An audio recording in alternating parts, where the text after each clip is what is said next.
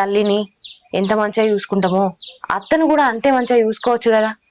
అత్తలు కూడా తన బిడ్డల్ని ఎంత మంచిగా చూసుకుంటారో కోడళ్ళని కూడా అత్త చూడొచ్చు కదా. చూడర్రా, ఎందుకు అనంటే అత్త కోడలు కాగానే ఒక కిరీటం వచ్చినట్టు చేస్తారు. మా అత్త కూడా ఒకప్పటి కోడలే కదా.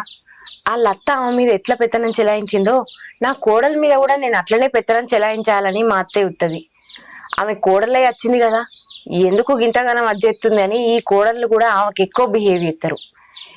ఇక అంతకు మించి ఇద్దరి మధ్యలో ఏం ఉండదురా. అత్తకు మించి కోడలు, కోడలికి మించి అత్త.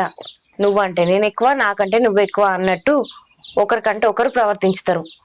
అదే అత్త కోడలు సమానం అని ఇద్దరు తల్లి బిడ్డలు లెక్క కలిసిందామని అనుకుంటే ఈ లొల్లులు కొట్లాటలే ఉండయిరా.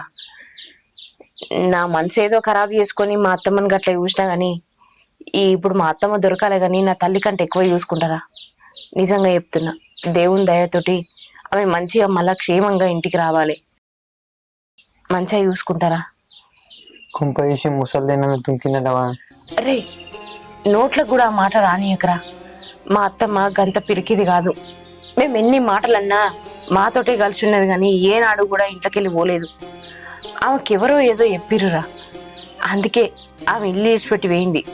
ఆమె ఎడ్డి మురుకురాలరా. ఏనాడు కూడా కోడలని పల్లెత్తి మాట కూడా అనలేదు. మేము ఎన్ని తిట్టినా కూడా ఇనుకుంటా ఉన్నది కానీ ఒక్కరోజు కూడా రేషన్కి వచ్చి నన్ను ఎందుకు ఇట్లా అంటున్నావే అని అనలేదు.